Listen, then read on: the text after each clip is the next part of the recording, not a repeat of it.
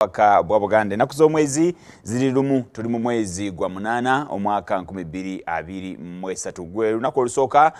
mu mwezi guno ogw'omunana era nga lunaku lwakubiri najo osinzira okubanga olaba Terefayina yaffe okola kyamaanyi naffe we tuli okutuusaako eby'ensonga mu programu yaffe eno Zikuka n'ensonga. Nze Morris Mukiibi omugave omwezi no gutandise ate n'akakuba kanditandika nabwe kityo gwe ali eyo naddala akola emirimu egy'enjawulo naddala gwe omulimi sawa ya kuteekateeka abadde ateekateeka ennimiro yo nkakasa nti enkuba egenda kutandika awo nno olina okufuba okulaba nti oba oli awo otandika enteekateeka ey'okusiga akasana kandiba nga kaweddeyo ate kati butereevu tugenda mu nteekateeka ey'enkuba. Bingi ebyagenze maaso nga tuli mu weekend okwabadde essanyu epitirivu ennyo ate weewaawo nammwe abafunye ebizibu twongera okubasaasira naye olunaku olw'eggulo wano mu Bwakabaka bwa Buganda ne Uganda yonna okutwalira wamu lyabadde essanyu jereere anti twabadde tujaguza emyaka 30 bene ngali ku Namulondo olunaku olutandisa omwaka ogwa 31 emyaka 3 gye twagikubya olukumutwe olunaku olwali lutandika omwaka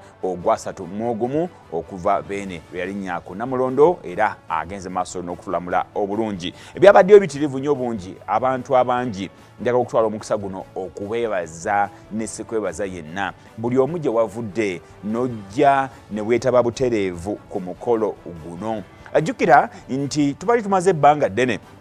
ng'abantu tebasobola kukuŋŋaana wamu olw'embeera ebaddewo naddala embeera eya COVID-19 naye beene kuno yasaba n'agamba nti mwenna njagala mujje njagala abantu bange bonna babeerewo kakati abantu bonna bazze obutereevu ne babeera ku mukolo guno ewatali mbeera yonna yakukyankalanya abantu okuva mu bitundu eby'enjawulo okusinziira ku lugendo bene lwe yabaddeko yabadde atuuka mu bifo ebimu ekyamazima nga tewali nsonga yonna emulemesa mu mmotoka n'avaayo bene n'atambuza ebigere n'abuuza ku bantu be ne bagenda mu maaso n'okuba nti bamubuuzaako era mu ssanyu epitirivu n'abadde ngoberera okuviira ddala ng'ava mu lubiri atambula okujja okutuuka wano wennyini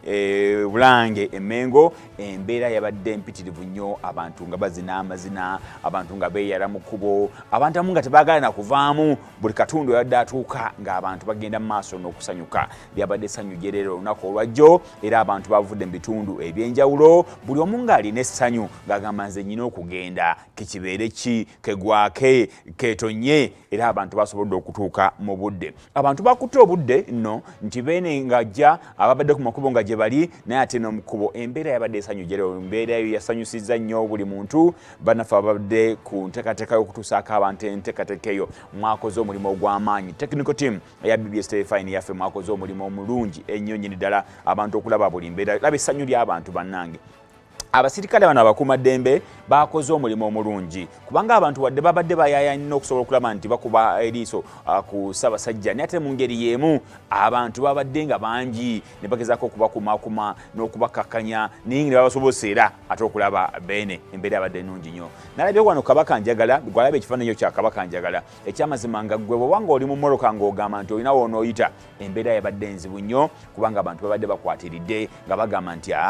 balina okulaba ku beene n'asiima n'ava mu mmotoka n'atambuza ebigere ng'abantu be abawa essanyu epitirivu ennyo nnyini ddala.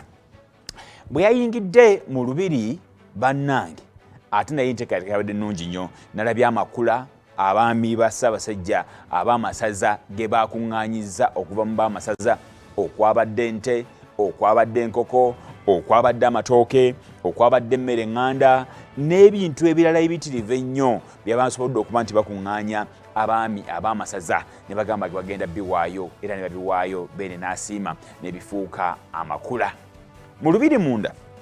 abantu abayitirivu ennyo abazze nalabye bakadde baffe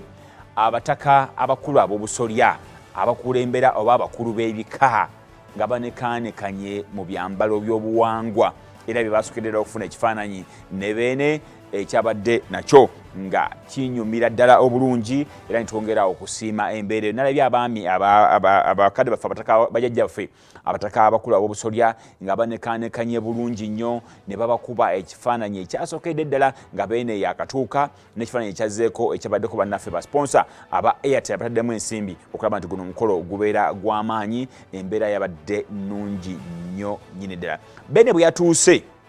mu kifo kyennyini ewabadde omukolo ate wo abayitiridde kubanga enteekateeka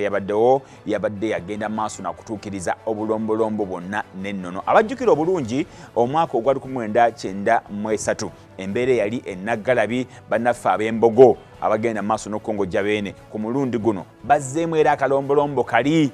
ne bamukongojja mu ngeri yabadde ey'ekitiibwa. Abajjukira obulungi era ng'omukolo bwe gwali luli nti enteekateeka y'engoma ezo ezibeera empitirivu ennyo era zonna ez'amujaguzo abasajja bazireese abakawuula bateekawo enteekateeka yabadde ennungamu ennyo ekifaananyi ekirungi ekyo Beene nga bamukongozze bannaffe ab'embogo ate Beene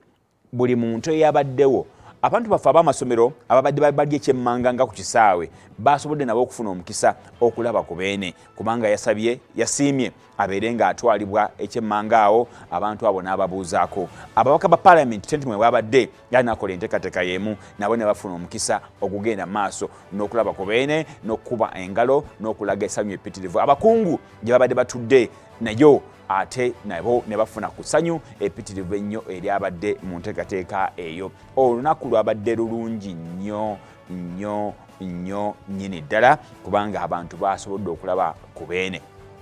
Ebyo nno ng'obitadde ku bbali ebyokulaba ku Beene naye ate mu ngeri ddala enjawulo wabadde okusanyusibwa okw'enjawulo. Nalabye ku Misa Kisemakula eyagenze maaso n'okuyimba oluyimba olupya nga yalusaba ku luddeko olwo ng'aluyimbira Beene ng'alaga omukwano gwalina eri Beene era mu ngeri yemu naga nti wadde bangi bagenda maaso n'okunsekeeterera oba oliawo n'okunvuma nga beebuuza lwaki njagala Beene naye omukwano gwe guli nakyo tisaitaga genda maaso nakunsaba kumwagala era tosobola nakungula ekifaananyi ekyo badde kubuulira ku bakadde baffe abataka abakulu abakulira ebika ekyo kikumi ku bifaananyi kyenabadde ngenda maaso n'okutegeeza nga bambadde bulungi banekanekanye mu ngoyi ddala ekakasa nti bannaffe bano bakadde baffe abataka abakulu ab'obusolya era kati buli wa kikakyo gwe kikakyo kyo kyolimu manya nti akulira ekikakyo awo yabadde waali era bafunye ekifaananyi ekyabadde ekirungi ennyo nga bali ne Beene olunaku olwo lw'eggulo. Bebimu ku bintu by'okutunira nogaa nti bannange gwe obeera mwana muto kimanye nti ddala ate obuwangwa n'ennono bikulu ate era n'okumanya bajjajjaffe ekikulu ate n'okutulambikanga obulungi bakatikkira abaawummula olabira ddala ko mukadde waffe Semogerere yaddako mu biseera biri nga mukadde waffe Mayanja Nkanji akavaako ate mukadde waffe Dan Mulika mukadde waffe Owekitiibwa Walusimbi bonna nga we bali mu nteekateeka eyo nga we bali ate dijjukira era be bawabuzi abakulu abakatikkiro bwebeerako bano bonna bonna babaddeko babeera bawabuzi era babeera ku mikolo gyonna mu nteekateeka eyo ey'ekitiibwa. Abanga bwe nkutegeeza nti abakungu bangi ababadde mu nteekateeka eno n'abo nabo babaddeyo mu byonna ate no senkulu wa Terefayina yaffe naye n'abakungu abalala n'abakulembera ebitongole eby'enjawulo nalabye ku mukadde waffe akulembera CBS FM ekyo kifaananyi ky'ababaka ba Parliament nabo abeetabye butereevu ku nteekateeka eno. Ababaka ba Parliament basanyuse ne balaga essanyu epitirivu ennyo. Nalabye bano sibe basenero bano abasenero basoose kuleeta mu layini yaabwe nga banyume bulungi nnyo ne baleeta omwenge ate oluvannyuma ne bagenda maaso n'okuleeta ate n'emmere. Enteekateeka eno yabadde ennungi nnyo olunaku olw'eggulo. Ate asobodde okulaba nteekateeka eno simanyi naye Terefayina yaffe yakolaze bino byonna mu butereevu. Abasenero nabo nga banyumye buli mukolo gwonna gwakoleddwa mu ngeri ey'ekitiibwa era mu ngeri ey'ennono empitirivu ennyo. Bakyala babadde bali smart nnyo nga babadde mu gomesi zaabwe naye ate era ne bagenda mu maaso n'okusaako oba bakita kikubiro naye nga bakoseza lubugo mu ngeri esinga ddala okuweesa ekitiibwa eyayabikidde ddala nga nnungi olunaku olwo olw'eggulo. Era mu ngeri emu twafunye okwogera okw'enjawulo. Katikkiro wa Buganda yagenze maaso n'ayita mu myaka gino 30 ebisobodde okuba nga bituukibwako mu kwogera kwe. Yayogedde ku myaka 30 ebituukiddwako era n'agenda maaso n'okumenya oba oliawo ebyenkizo ebisobodde okuba ddala mu myaka gino 30 nga bituukiddwako. Wano we tuli mu kizimbe Masengere yategeezezza nti ekizimbe ekyo kyali kyayononeka oba oliawo ng'era n'essuubi tewakyali nti kiyinza okuvaamu omulamwa. Naye ku ssaawa wetwogerera n'ategeeza nti mu myaka gino 30 egyabeene ng'ali ku Namulondo, kati kino ekizimbe kirimu ebitongole by'Obwakabaka okuli ekitongole ekya Buganda Land Board, okuli ekitongole ekya BBS, ate okuli n'ekitongole abutereevu ekya BLB. N'ategeeza nti era mu ngeri y'emu mu myaka gino 30 amasomero agasobodde okuba nti gateekebwawo okuzimba ebyenjigiriza, era nannyonnyola nti nakyo kikulu kye tulina okuba nga tutunuulira mu myaka gino 30. Ebitongole by'Obwakabaka okuli BBS, okuli Buganda Land Board, okuli ekitongole nga Bukadefu, okuli University kati kusaawa eno erina chata, era mu ngeri y'emu okuli n'ettendekero ate erya Buganda Royal. N'agamba nti ebyo nabyo byonna bizze mu kiseera kino, era abakadde baffe abaami ba Ssaabasajja abatwala amasaza ge bonna era nagenda maaso n'okubawa entambula. Buli mwami wasaza butereevu ng'ayina emmotoka okussa n'abamagombolola abaweebwa ate pikipiki kasobola okuba nga baddukanyiza emirimu gyabwe okuweereza abeene n'abantu be. Enteekateeka n'agamba nti ate nkulu nnyo. N'agamba okwekubagiza kwetekubagiza ffe nga Abaganda tukulekeraawo kubanga beene kwali ku Namulondo, era tubeere n'essuubi nti ebintu byonna bijja genda maaso n'okutereera. Yatugambye nti temuddamu n'okuddamu okugenda ne mutandika okwekubagiza mu mbeera gye tulimu, teri kwekubagiza kubanga beene ali mu Namulondo. Mukadde waffe akulira abataka naye nannyonnyola n'atutegeeza nti abataka bano bakoze obutaweera okuddamu okweddabulula okusobola okulaba nga tutambula mu ngeri ennuŋŋamu, era n'ategeeza ekifaananyi kyolaba ku mudda luli kyekifaananyi ekyamasengere. Ebimu ku ebyo bye nkutegeezezza mukadde waffe Katikkiro bye yayogeddeko, ebimu ku byateekerwawo okusobola okulaba nga ate tutambula mu ngeri ennungi ennyo nnyini ddala. Nakunyonyodde nti kati ekizimbe ekyo mwemuli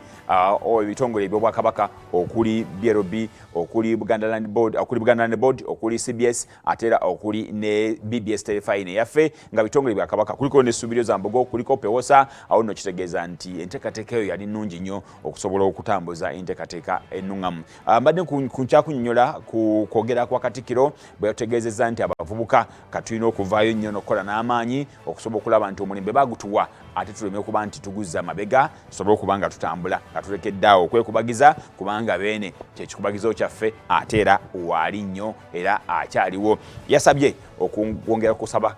Katonda okuba nti beene amuwangaza ate era n'okusigala nga akyatuluŋŋamya. Enkuba yadde etonnya naye nga Katikkiro agamba nedda, nina okusigalawo wano kubanga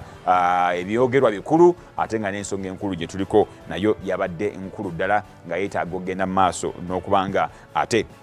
agyogerako. Okwogera kwa Katikkiro bwe kutyo bwe kwabadde. Katonda nnyo nkulaze ku kwogera kwa mukadde waffe akulemberamu emmotoka ezo z'emmotoka ezaaweebwa bannaffe ab'amasaza, era nga buli wasaza yafuna emmotoka ye gy'asobola okuba nga butereevu mwatambulira okuddukanya emirimu gye mu nkola ey'enjawulo. Ate era bateekawo n'enteekateeka ey'okuba nti buli saza lirina kati goyinza okuyita ng'omuwandiisi afuba okulaba nti ensonga zonna nga bwe zitambula baguwaayise PS ow'essaza nga zonna butereevu kali ziri ku mutimbagano, baafuna kompyuta, ebintu biri bya digito okusobola okulaba nti enteekateeka etambula bulungi. Abakungu ab'enjawulo nakutegeeza nti babaddeyo gavumenti ya wakati ate era ne gavumenti y'Emmengo. Mukadde waffe akulira abaami bakadde baffe Kizito Mutumba kutwala olukiiko lwakulembera olukiiko olwa abaami abakulu b'ebika, era naye nannyonnyola ensonga ez'enjawulo n'ebyo ebisoomooza ate weewaawo n'engeri gye bafunvubidde okulaba nga batwala mu maaso ate Obwakabaka mu nteekateeka eyo ey'ebika n'okwongera okututukkiriza okulaba nti tutambuza bulungi emirimu gyaffe. Mukadde waffe Judy Muleke mu mulengedda wa ssaza ly'e Buddu, era nga naye y'omu ku abo abaddeyo. Olengera Muteesa One Royal University Masaka campus y'emu ku campus esinga obunene wano nno mu Uganda kubanga erina ettaka lingi nnyo naye ate efunvubidde okulaba nti nayo etambula bulungi. Yafuna chata era mu mwaka guno mu myaka gino 30 Katikkiro kirinnyonnyodde nti twongedde okutereeza ebyenjigiriza mu kwogera kwe bwe badde agenda maaso n'okwogerako gye tuli, era n'ebizimbe eby'enjawulo byerina biteekeddwawo okusobola okulaba nti bongera okutereeza ebyenjigiriza wano mu Bwakabaka bwa Buganda. Emyaka egiddako 30 oba oliawo ate tugenda kweyongera ddala okuba nga tutambulira ddala mu buufu bwe bumu nga bwe tutambuliddemu emyaka 30 egyo gitukubye emabega. bingi ebize bisomooza oba oliawo bannayuganda nga Kabaka agenda kutulambika era bwe tugenda okuba nga tubitambulamu okusobola okutambula okuva bwe tubadde banafe abannaddiini. Essaala yakulembeddwamu mukadde waffe Archbishop Paul Ssemwogerere yatuwadde essaala eyabadde empitirivu ennyo obulungi era bwe yannyonnyodde n'ategeeza nti Bayibuli etulambika nti Katonda omwana we Yesu Kristo nga ye Kabaka asooka, naye ate Bayibuli etulambika nti tulina butereevu okuwa ekitiibwa okwesiga Kabaka ow'oku nsi. Nabwe ekyo twetaaga kugenda maaso n'okuba nti atuwa ekitiibwa ate era n'okukkiririza mu Kabaka waffe ow'oku nsi, era nga bwe kyabadde olunaku olw'eggulo ng'atulambika mu nteekateeka yonna ey'enjawulo. Yasabye essaala okuwa Kabaka waffe amaanyi ate obuvumu era kukosa n'okuba nti obuwangaazi Mukama abumuwa. Yabadde ne bakadde baffe abakulemberamu ate enzikiriza endala ez'enjawulo, okwabadde banaffe aba Anglican, okuno okwabadde banaffe abasiraamu mu nteekateeka yabadde ennungi ennyo olunaku olw'eggulo. Amatikkira gatambudde mu ngeri ennuŋŋamu wadde enkuba yatonye, naye ate abantu babadde basanyufu ng'abantu bakakkamu era abantu banyumiddwa, abantu bayambadde bulungi, abantu baweesezza omukolo ekitiibwa. Y'ensonga kiŋŋambye nti neebaza buli ssekinoomu eyasobodde okuba ng'ajja ku nteekateeka y'omukolo guno era eyasobodde okuba nga agoberera okuva we twatandise ate paka we twagenze okumaliriza omukolo guno mu ngeri eweesa ekitiibwa. Enkuba yatonye naye ng'abantu baseguka, nga teri muntu aseguka n'omulundi ogumu buli omu ng'agamba nti nedda, sijja kuva wano, nja kusigalawo okusobola okulaba nti buli kimu ekigenda mu maaso nkiwulira ate era nkitegeera. Omukolo gwadde gwa kitiibwa era twongera okwebaza buli ssekinoomu nga ngenda okuwummulamu era nkomewo. Ngenda kuwa obubaka bwa Ssaabasajja era n'engeri gye yatulambiseemu mu nteekateeka n'ekyo ekiddako, kubanga Ssaabasajja mu kwogera kwe yayogedde buli kimu era mu ngeri esanyusa ennyo nnyini ddala. Nakulaze bannaffe abasenera abo n'engeri gye bazzeemu n'ebirabo eby'enjawulo ate era ogw'omukolo ogw'ekitiibwa ogw'abannaffe abasenero. Katikkiro yabanjuddeyo ate ne bagenda mu maaso ab'ebivuga eby'enjawulo era bayolesezza amaloboozi amalungi ennyo mu ngeri eyabadde esanyusa era n'awakamwenyumwenyo Ssaabasajja Kabaka ng'asiima enteekateeka nga bwe yabadde. Tugenda kuwummulamu, bwe tudda tugenda kufuna obubaka bwa Ssaabasajja bwe yatuwadde ate era n'ebikulu ebya bubaddemu. Tova ku Terefayina yaffe, nze Morris Mukiibi Omugave.